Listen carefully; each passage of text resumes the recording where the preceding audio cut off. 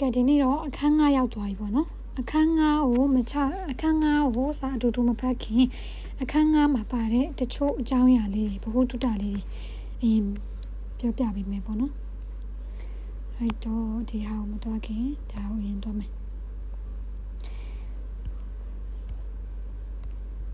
ကဲအဲ့တော့ဒီမှာကသူကကိုရီးယားမှာသူ့အခမ်းအနားနဲ့သူရှိရပေါ့နော်အခမ်းအနားတွေလုပ်တယ်အခမ်းအနားကတော့ကိုရီးယားမှာဒီမဟုတ်ပါဘူးနိုင်ငံတိုင်းအခမ်းအနားတွေလုပ်ကြတယ်အဲ့ဒီလိုမျိုးမှာကိုရီးယားရိုးရာယဉ်ကျေးမှုနဲ့ပတ်သက်တဲ့အခမ်းအနားခေါ်ဝေါ်လေးတွေပြောမယ်ပေါ့နော်ရိုးအခမ်းအနားဆိုရင်သူတို့ကဂျန်ချီလို့ခေါ်ပါတယ်ဂျန်ချီနော်ဂျန်ချီအဲ့ဒီမှာဒီမှာဆိုရင်ကိုရီးယားလူမျိုးတွေကသူတို့ကအသက်60ပြည့်မွေးနေ့ဆိုပြီးလုပ်ကြတာမျိုးရှိတယ်လူကြီးတွေပေါ့နော်အသက်60ပြည့်သွားတဲ့အခါမှာဟွမ်ကပ်ဂျန်ချီလို့ခေါ်တယ်ဟွမ်ကပ်ဂျန်ချီအသက်60ပြည့်မွေးနေ့အခမ်းအနားဒီမှာပုံလေးနဲ့ပြပေးထားတယ်ပေါ့နော်အဲ့ဒါကိုဟွမ်ကပ်ဂျန်ချီလို့ခေါ်တယ်အသက်100ပြည့်ရက်100ပြည့်မွေးနေ့တစ်နှစ်ပြည့်မွေးနေ့အသက်60ပြည့်မွေးနေ့ဒီလိုမျိုးတွေပေါ့နော်သူတို့မှာရှိရဲ့ထူးခြားတဲ့ရက်မွေးနေ့လုပ်တဲ့ဟာတွေပေါ့နော်ဟွမ်ကပ်ဂျန်ချီပြီးသွားရင်ဒီမှာဂျန်ချီကိုမှနောက်ဂျန်ချီတစ်မျိုးကကြပါလဲဆိုရင်ဂျောရွန်ဂျန်ချီဂျောရွန်ကတော့ဒီမှာပါဂျောရွန်ဟာတာဆိုရင်လက်ထပ်တီဂျောရွန်ဂျန်ချီဆိုရင်လက်ထပ်ပွဲအခမ်းအနားရမယ်နော်နောက်တစ်ခုကဘာဖြစ်မလဲ생일ဂျန်ချီ생일ဂျန်ချီဆိုရင်ကြတော့မွေးနေ့ပွဲအခမ်းအနားဒီမှာပေါ့ကောင်မလေးမွေးနေ့ရှင်လေးရမလားပြီးရင်ချူဆော့ကတော့သူတို့ရဲ့ကောက်တစ်စားပွဲတော်လို့လည်းခေါ်တယ်မြန်မာလိုဆိုရင်တော့ကိုရီးယားရဲ့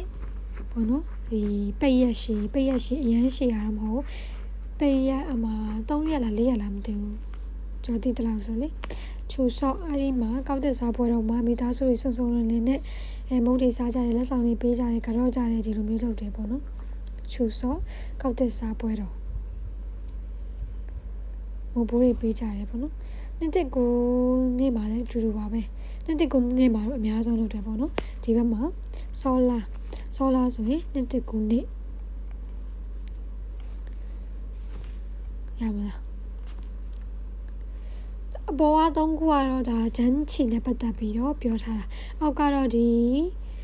အပေါ်ကဂျန်ချီနဲ့တော့မဆိုင်ပေမဲ့ဒီအခုဖတ်မဲ့အခန်း9ထဲမှာပါတဲ့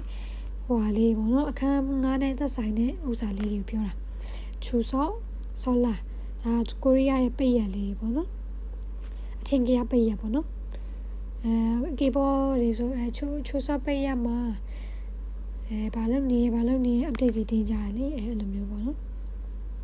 ကြည့်ရမနော်အဲဆိုရင်ဒီမှာမပြောခင်ဒီမှာဆိုလည်းတွေ့ရမယ်ကေဒရမာထဲမှာဒါကေဒရမာထဲမှာတွေ့ရတဲ့ဟာလေးကိုဘုသူတအနေနဲ့ save ထားပါတော့ဒီမှာဆိုရင်မင်းသမီးအမေသူ့အမေကိုဖက်ကပ်ဂျန်ချီလေးလုပ်ပေးထားတာပေါ့နော်သူ့အမေအသက်60ပြည့်မွေးနေ့ကိုလုပ်ပေးဟာလေးဒီမှာဆိုလည်းပါတယ်ပေါ့နော်ဟန်ကပ်ဂျန်ချီကဲနောက်တစ်ခုအဲ့ဒီဂျန်ချီနဲ့ပတ်သက်ပြီးတော့နောက်တစ်မျိုးရှိပါသေးတယ်ဘာလဲဆိုတော့ဒိုဂျန်ချီနဲ့ပတ်သက်ပြီးတော့ဒါအချင်းကရဟာတွေကိုပဲပြောတာပေါ့နော်မနေ့တုန်းကကျွန်ပုံလေးတွေရှာရင်းနဲ့တွေ့တာကြားလေးရှိတယ်ဂွန်ဂျန်ချီဆိုပြီးတော့ကိုယ်ကဲထဲမှာတွေ့ရပေါ့နော်ဂွန်ဂျန်ချီကတော့ဂွန်ကတော့နန်းတော်ဂျန်ချီကတော့အခမ်းအနားဆိုနန်းတော်အခမ်းအနားအဲ့ဒီမှာနန်းတွင်းထဲမှာဘယင်းနေအတူတူထိုင်ပြီးတော့မိုးမတ်တွေနဲ့ပေါ့ဝင်ကြီးတွေနဲ့အတူတူထိုင်ပြီးတော့စားတော့ပွဲလုပ်တဲ့ဟာကိုဂွန်ဂျန်ချီလို့ခေါ်တယ်နန်းတော်ထဲမှာလုပ်တာပေါ့နော်အဲ့ဒါတွေကတော့ဒီနောက်ပိုင်းမှာတိတ်တွေ့ရလိမ့်မရှိဘူးဆိုတော့ကြတော့ဒါကတော့ထပ်မပြောတော့ဘူးပေါ့နော်ဒီအခုချိန်စီလုပ်ကြတဲ့ဒီချင်းကရဂျန်ချီနဲ့ပတ်သက်ပြီးတော့ပဲပြောထားတာပေါ့နော်ဒီမှာဆိုရင်ဒိုဂျန်ချီကြတော့ကလေးတစ်နှစ်ပြည့်မွေးနေ့ကိုဒိုဂျန်ချီလို့ခေါ်ပါတယ်ဒီမှာဘက်ကီဆိုတာရက်တရားကဲဆိုရင် ဒိုဇန်ချီရမယ်နော်ကလေးတစ်နှစ်ပြည့်မွေးနေ့မှာလောက်တာအဲ့ဒိုဇန်ချီနဲ့နည်းနည်းလေးစင်တူပါလေးဟာဒိုဂျပ်ဖီရမယ်နော်ဒိုဂျပ်ဖီကကြတော့ကလေးအနာကရွေးချယ်ခြင်းဆိုတာဘယ်လိုမျိုးလဲဆိုတော့ဒါသူတို့ကိုရီးယားရဲ့ရိုးရာပေါ့နော်ရိုးရာယဉ်ကျေးမှုပေါ့ရိုးရာယဉ်ကျေးမှုဆိုတော့သူတို့ရိုးရာနဲ့လောက်တာပေါ့နော်ဒီကလေးကိုအများစုကတော့ကလေးကိုဟမ်ဘုတ်လေးဝတ်ထားပေးပြီးတော့အဲ့ရတရာသားလေးရဲ့အရှိမှာပေါ့နော်ဒီမှာဆိုရင်မြင်ရတာမသိဘူးရတရာဒီကလေးလေးကိုဟမ်ဘုတ်လေးဝတ်ပြီးတော့အဲ့စပွဲပေါ်မှာသူ့အတွက်အဲ့မှာမိုက်တို့ဒီမှာဆိုရင်ဒါပါလဲတော့မသိဘူးပေါ့နော်အများအားဖြင့်ဒီတဲ့ဟာလေးရတော့နည်းနည်းဝါးနေလို့ပါအကျဉ်းတဲ့ဟာလေးရပါလေလည်းမသိဘူးမယ်အများအားဖြင့်ကအဲ့ဒီမှာသူတို့ကိုရီးယားတွေအများဆုံးအဲ့ကလေးရဲ့ရှေ့မှာထားပေးကြတာကပတ်စံတရွက်ရှိမယ်ပြီးရင်အဲ့ဒီကျိုးထုံးလေးတို့မိုက်ပုံစံတို့ဆရာဝန်နှစ်ချက်တို့ပေါ့နော်ဆရာဝန်နှစ်ချက်တို့ပြီးသွားရင်တရားသူကြီးလုပ်တဲ့တရားသူကြီးထူတဲ့တူလေးအရှိမချပေးထားတယ်ပေါ့နော်ပြီးရင်တချို့ကြောင့်လည်းအဲ့စပန်နန်လေးချပေးရပါမျိုးလည်းရှိရပေါ့နော်ဒါမှမဟုတ်အဲ့ဒီပုံဆွဲတဲ့ခဲတံမျိုးဒီမှာဆိုပုံဆွဲတဲ့ခဲတံပါတယ်ပေါ့နော်ပြီးရင်မုတ်လေးချပေးရမျိုးအများအားဖြင့်တော့မိုက်တို့နှစ်ချက်တို့တရားသူကြီးထူတဲ့တူတို့ချပေးရများတယ်ကြိုးထုံးရဲ့ပတ်စံရဲ့အဓိကအားဖြင့်အဲ့ကလေးလေးကိုအဲ့မှာချပြီးတော့သူတို့အဲ့ဘန်းထဲမှာထည့်ထားတယ်အဲ့ဒီမှာတော့ဘန်းထဲမှာထည့်ထားတာပေါ့နော်တချို့ကြောင့်လည်းအောက်မှာအဲ့လိုချထားပေးလိုက်တာအဲ့စပွဲပေါ်မှာအဲ့ကလေးလေးကဘာကိုကောက်ကင်တာလဲပေါ့ဥမာမိုက်ကိုကောက်ကင်ရင်အနာကမှသူကအောင်မြင်တဲ့သူတို့နိုင်ငံဆိုရင် K-pop idol ဖြစ်လာမယ်ပေါ့အဲ့ကလေးလေးကတကယ်လို့နှစ်ချက်ကိုရွေးလိုက်မယ်ဆိုရင်သူကအနာကမှဆရာဝန်ဖြစ်လာမယ်တရားသူကြီးတူရွေးလိုက်တယ်ဆိုတော့သူကကြည့်လိုက်ရင်ရှင်းနေတဲ့ပတ်သက်တဲ့လူဖြစ်လာမယ်ပေါ့နော်ကျိုးထုံးလေးကိုရွေးရင်ကြတော့သူကကျိုးဆိုတာကြတော့သူတို့ရဲ့အယူအဆကရှည်တာဆိုတော့အသက်ရှည်မယ်ပေါ့ဒီကလေးလေးကပတ်စံကိုရွေးလာတော့ဒီကလေးတွေကကြီးပွားချမ်းသာပြီးတော့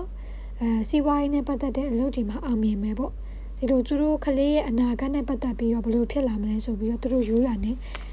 လုပ်တဲ့ပွဲကိုဒိုဂျပ်ဖီလို့ခေါ်ပါတယ်ဒါကတော့ဒီဒိုဂျပ်ဖီရတယ်မပါပါဘူးအဲ့ဒီစာပိုက်ထဲမှာဒီဂျန်ချီနဲ့ဆက်ဆက်ပြီးတော့ပြောရင်းနဲ့မလို့ဒါလေးကိုပါထည့်ပေးလိုက်တာရမယ်နော်ပြီးရင်အဲ့ဒီထဲမှာပါတဲ့မုတ်တွေအဲ့ဒီရွန်းဆက်စာအုပ်ထဲမှာဒါလေးတော့ပါတယ်မုတ်ပုံလေးပါတော့ပါတယ်ဒါပေမဲ့တို့ရသမျှဒီနောက်ပိုင်းထွက်တဲ့စာအုပ်တွေ original စာအုပ်မဟုတ်ဘူး copy ကူးထားတဲ့ဟာတွေဆိုအမဲကြီးဆိုဘာမှမတည့်ခွင့်မှာဆိုလို့ကျွန်တော်ပုံပြန်ထုတ်ပေးထားပါတော့ဒါဆိုရင် top book ကတော့အားလုံးနဲ့မစိမ့်တဲ့ဟာပေါ့နော် top book ကြီးကြားပွင့်မလား top book ဆိုတာကအရင်နဲ့စားတဲ့ဒီ top ကိုပြောချင်တာဆန်မုတ် top ဆိုတာကဆန် top book ဆိုတော့အရင်နဲ့စားတဲ့ဒီဆန်ပေါ့နော်ပြီးရင် top ramyeonဆိုရင်ကြတော့ဒီမှာတော့စံချောင်းလေးတွေပါတယ်ခောက်ဆွဲပါတယ်တော့ ramyeon ရပါတော့နောက်တစ်ခုကတော့စုံဖြုံးလို့ခေါ်တယ်စုံဖြုံးလာချမ်းပုံလေးမုတ်ကလာချမ်းပုံလေးသူ့ရဲ့အထဲမှာပဲအချိုပဲလေးတွေပါတယ်ပြီးရင်ကျော်ထင်းတော့ပြောပါဘောနော်စားတော့မစားဘူးအချိုပဲလေးပါတယ်ပြီးရင်နှမ်းလေးတွေပါတယ်အဲ့မုတ်ထဲမှာပေါ့နော်စုံဖြုံးလို့ခေါ်တယ်သူ့ကချူဆော့မှာအများဆုံးစားကြတယ်ဟုတ်ပြီနော်နောက်တစ်ခုကတော့ရှီရူတော့ကြတော့ဘာလဲဆိုတော့ပဲနီဆန်ဂိတ်ဒီမှာလည်းရေးပေးထားတယ်ပေါ့နော်အိမ်ပြောင်းတဲ့အခါမှာအိမ်နေချင်းတွေကိုမိတ်ဖွဲ့တဲ့အနေနဲ့ပေးတယ်အီစာမွန်းတော်တော့ဒီရှီရူတော့ကိုကြအများဆုံးကိုကတနေရာကိုပြောင်းရွှေ့တယ်အဲ့နေရာကိုရောက်သွားရင်အဲ့နေရာပတ်ဝန်းကျင်အတက်ကလူတွေနဲ့ကိုကအိမ်နေချင်းတွေနဲ့ကိုကရင်းနေအောင်လို့ကိုကလိုက်ပြီးတော့ဝေပေးတဲ့မုတ်ဆန်မုတ်ပေါ့နော်ပဲနီဆန်ဂိတ်လို့ခေါ်တယ်ဒါပဲနော်နောက်တစ်ခုကြံသေးတယ်တော့ကုတ်ကတော့ဒီထဲမှာကျွန်တော်ချက်ဖို့မေ့သွားလို့ပေါ့နော်တော့ကုတ်ကကြတော့အဲဒီဟင်းရည်လေးဒါကကြတော့တော့ပူကီလိုပဲလေအနီရင်းနဲ့ဟိုကကြတော့စွပ်ပြုတ်လိုပုံစံလေးတော့ကုတ်နော်ဆမ်မုတ်စွပ်ပြုတ်ဟင်းရည်ပေါ့အဲ့လိုပြောမှာနော်အဲ့ဆိုရင်ဒါလေးရမယ်နော်ကဲအဲ့ဆိုရင်ထွက်လိုက်မယ်စပြီးတော့ဖတ်ကြမယ်ပေါ့နော်စာပြီးမဖတ်ခင်မင်းနဲ့သွားမယ်မင်းနဲ့တချို့အဲ့ဆောက်ထားအဲ့ဆောက်ထဲကမင်းနဲ့နေပေါ့နော်ဆောက်ထဲကပေးထားတဲ့မင်းနဲ့နေပဲတချို့ဆောက်ထဲကပါပေးထားတဲ့မင်းနဲ့နေမှာပြန်ပြီးမထည့်ထားရရှိပါလို့လဲဆိုတော့အပေါ်မှာကျွန်တော်အခုရှင်းပြသွားတဲ့အဲမှာ ပြန်ပါတဲ့ဟာတွေဆိုပြန်မထည့်ရတာပေါ့နော်ကဲပထမဆုံးတစ်လုံးဖတ်ကြည့်မယ်ဂျွန်ထုံဆိုရင်ရိုးရာဂျွန်ထုံဆိုရင်ရိုးရာဂျွန်ထုံအမတ်ဆိုရင်ရိုးရာတိကိတာဒီလိုပြောမှာပေါ့နော်ဂျွန်ထုံရိုးရာပြီး옛날ဆိုတာကတော့ဟိုးအရင်က옛날ဟိုးအရင်က옛날부터 떡을 먹었어요ဟိုးရင်ကလေးကဆမ်မော့ကိုစားခဲ့တာလို့ပြောလို့ရတယ်ပေါ့နော်ဒီစာပိုက်ထဲမှာပါတယ်လို့မျိုး특별하다ကတော့ထူးခြားသည်ပြီးရင်나누다ကတော့မျှဝေသည်이사하다အိမ်ပြောင်းသည်이사ပဲဆိုရင်တော့ဒါအိမ်ပြောင်းခြင်းနောင်ပေါ့နော်ပတ်ပြီးရင်이웃 사람အိမ်နီးချင်းရမယ်နော်နောက်တစ်ခု제사를 지내다ဘိုးဘေးများကိုပူဇော်ကြတော့သည်အခမ်းအနားလုပ်တာပေါ့နော်အခမ်းအနားလုပ်ပြီးတော့ဘိုးဘေးတွေဟိုးအရင်ခေတ်ကသူတို့ရဲ့အဆွေစဉ်မျိုးဆက်တွေကိုကြော့တာဆုံးပါသွားတဲ့ဘိုးဘေးတွေကိုကြော့တာမျိုးပေါ့နော်သူ့ရဲ့အဓိပ္ပာယ်ကတော့ကျေပြတ်နေဒါမှဒီမှာတော့ကျွန်တော်အလွယ်တကူပဲဘိုးဘေးများပူဇော်ကြော့တယ်ဒီလိုပဲရေးလိုက်မယ်ပေါ့နော်ဂျေဆာရူဂျီနေတာရမလားနောက်တစ်ခုဘုဒ္ဓတော့နေရသည်ရမယ်နော်ကန်ရှိကတော့တရေစာပြီးရင်စင်ဂီတာကတော့ပေါ်ပေါက်သည်ရမလားရမယ်နော်ဒါဆိုရင်စပြီးတော့ဂျဲအိုကွာရောက်ပြီးစပြီးတော့ခေါင်းစဉ်လေးဖတ်ကြည့်ကြမယ်한국사람과 한국가 말해 코리아 사람과 서로 사람과 루 과소라가 네 과소라가 그라마 네 로အဓိပ္ပာယ်ရတယ်ဒီမှာအသက်ပါတဲ့အတွက်ကွာနဲ့သုံးထားတယ်အသက်မပါဘူးဆိုရင်ဝါနဲ့သုံးပါပေါ့နော်ဒီမှာတော့အသက်ပါတော့사람과 한국 사람과ဆိုကိုရီးယားလူမျိုးနဲ့တော့ဆိုတာကဆမ်မုတ်ဒါကိုရီးယားလူမျိုးနဲ့ဆမ်မုတ်မကင်းတဲ့အကြောင်းသူတို့ရဲ့ရိုးရာယဉ်ကျေးမှုအကြောင်းရှင်းပြတော့မှာနော်အဲဆိုရင်ဒီမှာဖတ်ကြည့်မယ် 한국 사람들은 무슨 음식을 제일 좋아하는 것 같습니까? 한국 사람들은 코리아 루묘주의가로 무슨 음식을 별로 싸다며고 제일 좋아하는 것 같습니까? 짜이송 편멜로 제마달래 야면어 또 매곤이 미니에 빈 한국에서 코리아마 무슨 떡국 별로 사먹고 먹어봤습니까? 사지개불래 디로미라 니마마 소인 떡네 버터데 뭐 맛있네 사먹네 버터다 소인 뭐롱이 보고는 안녕하세요 코리아 야페데가 별로 사먹묘 사지불래 두합니다 그 아이죠 디마 사비어 파지자메 떡은 사몽수라가 한국 전통 음식 중에 코리아 전통수라 요야 음식 수라가로 싸다 정의 수라가 아리 제마마 제가 뭐노 제가서 봐 제가 내소인 음식 전통 음식로 표현하래 심아 코리아 요야 싸다우리 제가 이 정의 수라 제가 코리아 요야 사다우리가 하나입니다. 떡쿠피 바레 떡 소래 사모. 아랍변 파지메 떡은 한국 전통 음식 중에 하나입니다. 사모 소라가 코리아 요야 사다우리가 떡쿠피 바레 얌나. 가서 다리 변편노. 쇼니마 소로 아우자we. 깨나르고 한국 사람들은 코리아 루묘주의가로 옛날 코나 벽에 옛날 잡아래 호 이내가 아도 옛날부터 서로 호 이내가 부터 소라가 사비 맞지만은 옛날부터 소라가 사비 옛날부터 소라 호잉레가 사비 떡은 먹었습니다. 싸먹고 싸게 바래. 파투네 일하보노 먹었습니다. 싸게 바래. 코리아 루မျိုးတွေကတော့ 호잉레가 사비 싸먹고 싸게 바래. 야무노? 오케이.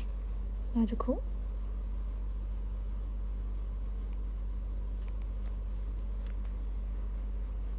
하지요. 한국 사람들은 코리아 루မျိုးတွေကတော့ 떡을 좋아하기 때문에 소라가 떡을 싸먹고 좋아하기 때문에 좋아하다 짠내다디 좋아하기 때문에 소라 짠내다디အတွက်ကြောင့် 그래노? 기 때문에 소 그라마 봐.ဖြစ်တဲ့အတွက်ကြောင့် verb ဖြစ်တဲ့အတွက်ကြောင့် အရှိရ 좋아하다 သဘောကျသည်ဆိုတော့ သဘောကျတဲ့အတွက်ကြောင့် ဒီလိုပြန်မှာဟုတ်ပြီနော် အဲ့ဒါလေးက grammar မှတ်ထားမှာပါ someone ကို သဘောကျတဲ့အတွက်ကြောင့် 특별한 날에는 특별하다 ခုနချပေးခဲ့တယ် ထူးခြားသည် 특별한 ဆိုတော့ ထူးခြားတဲ့ 날에는 날ဆိုတာက နေ့ 날에는ဆိုတော့ နေ့မှာတော့ 특별한 날에는ဆိုတော့ ထူးခြားတဲ့ နေ့မှာတော့ 떡을 나눠 먹습니다. 싸먹고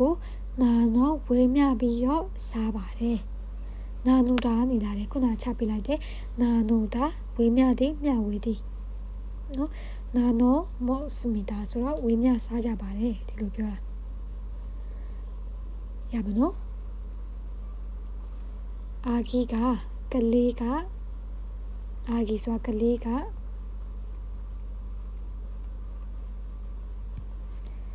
태어난 지 무이푸아라 태어난 지 무이푸아라가 100일이 됐을 때와 100일 소라가로 옛대야 됐을 때 와서 옛대야 비례ချိန်နဲ့ 1년이 됐을 때တစ်နှစ် ပြည့်တဲ့အခါမှာ 우라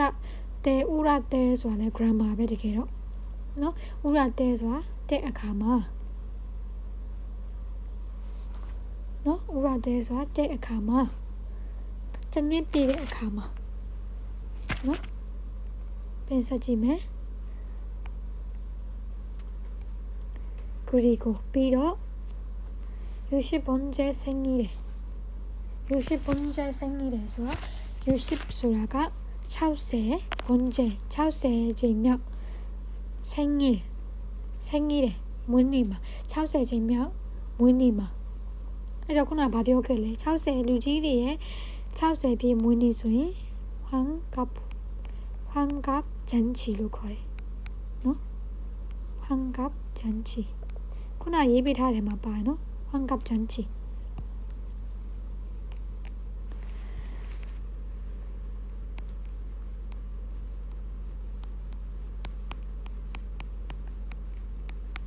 환갑잔치 တနည်းအားဖြင့်ပေါ့နော် ဒီ 60번째 생일에 ကိုမပြောချင်ရင် 환갑잔치 လို့ပြောမှာပေါ့ အသက် 60 ပြည့်မွေးနေ့မှာ 콘잔치로 ကြီးမားတဲ့အခမ်းအနားကို 합니다 လုပ်ပါတယ်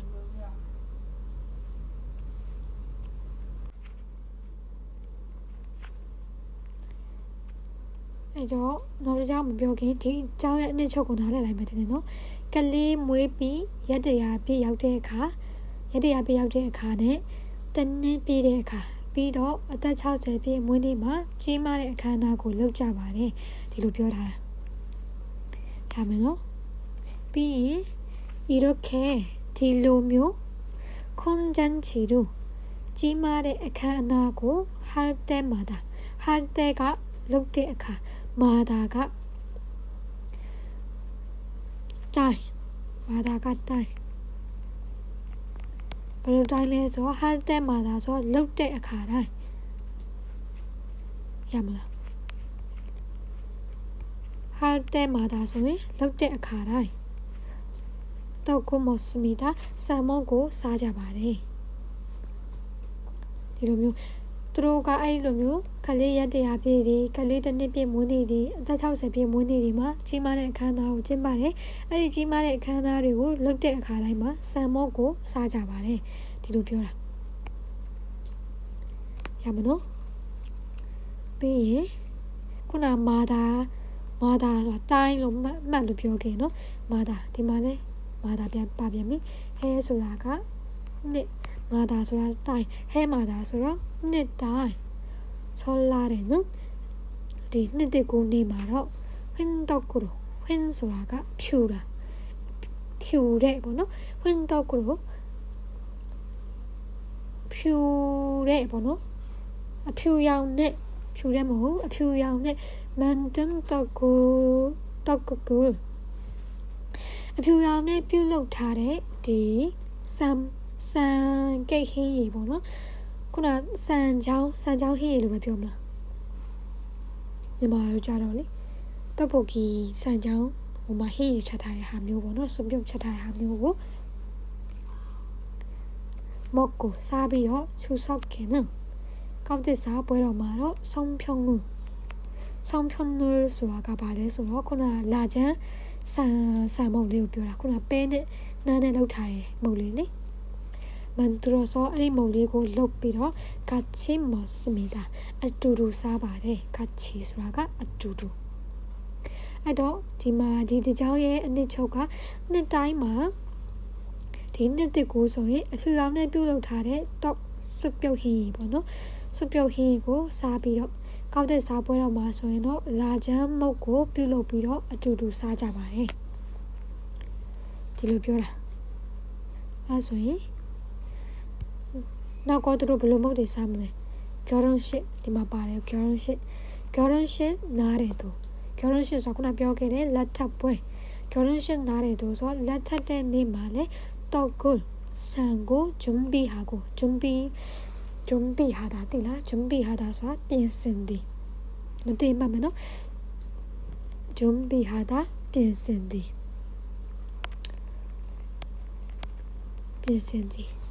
준비하고ပြင်ဆင်ပြီးတော့이사한အိမ်ပြောင်းတဲ့날에도နေ့မှာလေ이웃 사람들과 이웃 사람ဆိုတာခုနကပြောခဲ့တဲ့အိမ်နီးချင်း이웃 사람들과ဆိုတော့အိမ်နီးချင်းအသူတွေနဲ့떡고 나눠 먹습니다ဒီဆန်ကိတ်ကိုဝေးမျှပြီးတော့စားပါတယ်အဲ့တော့လက်ထက်တဲ့နေ့မှာဆိုရင်တော့ဆန်မုတ်ကိုပြင်ဆင်ပြီးတော့အိမ်ပြောင်းတဲ့နေ့မှာဆိုရင်တော့ဒီအိမ်နီးချင်းသူတွေနဲ့ဝေးမျှပြီးစားကြတယ်ဒီလိုပြောတာခုနပဲနီဆန်ကိတ်ရှီရူတော့ပေါ့နော်နောက်တစ်ခု제사를 지낼 때에도 제사를 지내다ခုနဘာပြောခဲ့လဲဘိုးဘေးကတော့ပွဲဟုတ်မလား제사를 지낼 때에도ဆိုတော့ဘိုးဘေးကတော့တဲ့အခါမှာလေ떡을 준비합니다ဆန်မုတ်ကိုပြင်ဆင်ပါတယ်ရမလားကဲနောက်တစ်ခု한국에서는 코리아말로 붉은 수라가 디 번호 니의 디 산깨고 먹으면 사이 나쁜 일서 나쁘다가 아니라 나보다 막가우나 나쁜 일수록 막가우네ကိစ္စ나쁜 일이 막가우네ကိစ္စ가 생기지 않을 거예요မပေါ်ပါဘူးပေါ့နော်အဲ့တော့ကိုရီးယားမှာကဒီအနီရောင်ဆန်မုတ်ကိုစားရင်မကောင်းတဲ့ကိစ္စတွေမပေါ်လာဘူးဟာကိုဆိုပြီးတော့စိတ်ကပ်ခါမိတာတွေးကြပါတယ်ဒါကိုရီးယားရဲ့အယူအဆပေါ့နော်ဟိုမှာထောင်ကြတဲ့သူဆိုရင်ထောင်ကနေထွက်လာချင်းတူဘူးစားရတယ်သူရဲ့ကန်ဆိုးခြင်းတွေပျောက်သွားအောင်လို့ဒီလိုအယူအဆမျိုးပေါ့နော်ကိုရီးယားမှာရှိရင်ဒီမှာဆိုလဲကိုရီးယားမှာအနီရောင်ဆန်မုတ်ကိုစားတယ်ဆိုရင်မကောင်းတဲ့ကိစ္စတွေမပေါ်ပေါက်လာဘူးလို့တွေးကြတယ်ဒီလိုပြောတာဒီအကြောင်းလေးရမလားကဲနောက်တစ်ကြောင်း그래서ဒါကြောင့်မလို့잔치를 할 때나အခမ်းအနားကိုလုပ်တဲ့အခါဖြစ်နာဆိုတာကဘယ်ကနေလာလဲဆိုတော့ inana နေလာတယ် grammar လေးနော် inana လာနေတိုင်းအသက်ပိုင်း ina တမပိုင်းနာဒီမှာတော့ hard တဲ့နာဆိုတော့ကိုရဲဆိုဒါကြောင့်မလို့အခမ်းအနားကိုလုပ်တဲ့အခါဒို့မဟုတ် inana ဆိုတာဒို့မဟုတ်ဒါမှမဟုတ်ဖြစ်ဒီလိုပြောတာသူရဲ့ grammar လုပ်တဲ့အခါမှာ isaru heserte အဲ့ဒီအခမ်းအနားကိုလုပ်တဲ့အခါဖြစ် isaru heserte ဆိုတော့အိမ်ပြောင်းခဲ့တာဖြစ်ပေါ့နော် bulgun togul နီယောင်နီများနဲ့ဒီဆာမော့ကို maximida စားပါတယ်ရမလားရမနော်အဲ့ဆိုနောက်တစ်ခုtogon ဆာမော့ဆိုတာက건강에 좋고 짜마이 건강ဆိုတာက 짜마이 건강에 좋고 짜마이 되어감이 맛있어서 아야다래 시로 아침이나 만나 다마마호 만나 피피 아침ဆိုတာက 만나 ဒီမှာအသက်ပါတော့ ina တုံးထားတယ်နော်ခုနတော့ကနာကတ်ထားတယ်နော် ina na grammar 만나 다마호 간식으로 때이사 안에는 먹는 살에 사람들이 많습니다. 살의 룰이 많아요. 디 사모가 보노 자마이들의 감이 이야다를 시로 만나긴 담am호 때이사 안에는 살의 룰이 많아요. 야마라. 그래서 다장물로 떡으로 만드는 음식도 다장물로 산에ပြုလုပ်ထားတဲ့အစားအသောက်တွေကလည်း여러 가지ဆိုတာအမျိုးမျိုး여러 가지ဆိုတာကဒါလေးမှတ်မယ်နော်여러 가지ဆိုတာကအမျိုးမျိုးပေါ့နော်있습니다ရှိပါတယ်ဒီလိုမျိုးသူတို့ကပေါ့နော်မနက်ရာမို့သေးစားအနေနဲ့စားတဲ့သူတွေများတယ်ဒါကြောင့်မလို့ပဲဒီဆမ်မုတ်ကိုပြုလုပ်တဲ့သူတွေပြုလုပ်တဲ့ဆမ်မုတ်နဲ့ပြုလုပ်ထားတဲ့အစားအသောက်တွေလည်းအများကြီးရှိတယ်လို့ပြောတာကဲနောက်တစ်ခုအဲ့ထဲမှာဘာတွေလဲဆိုရင်တောက်ကရိုဆမ်မုတ်နဲ့လုပ်ထားတဲ့တောက်ကုခုနပြောခဲ့တယ်ဆမ်တောက်ပုတ်ကြီးဆွပြုတ်ပေါ့နော်အနီအောင်နဲ့မတော့အဖြူအောင်လေးအချိုပေါ့နော်ပြီးရင်ဒီမှာတောက်ပုတ်ကြီးမစိမ့်တဲ့ဟာပေါ့နော်တောက်ကရာမျိုးခောက်ဆွဲပါတဲ့ဟာလေးထောက်ပီဇာတောက်နဲ့လောက်ထားတဲ့ပီဇာကတ်ထုံလိုမျိုး음식ကိုအစားအသောက်ကို만들 수 있습니다ပြုလုပ်နိုင်ပါတယ်만들다가ပြုလုပ်ပြီး우랄 수 있습니다နဲ့ကတ်ထားတော့만들 수 있습니다ဆိုတာပြုလုပ်နိုင်ပါတယ်ရမယ်နော်အဲဆို여러분도 요즘에는 한국에 있을 때 코리아만 쉬는အခါ 떡을 싸먹고 많이 드셔보세요. 안녕하지 똥상지바ဒီလိုပြောတာ드시다가 똥상디 드셔보세요ဆိုတော့똥상지바ရမလား요즘에는 코리아ရောက်တဲ့အခါကျရင် 떡ကိုဒီဆန်မုတ်ကိုအများကြီး똥상지바ဒီလိုကြံပေးထားတယ်နော်ရမလားဒါလေးရမယ်လို့ထင်ပါတယ်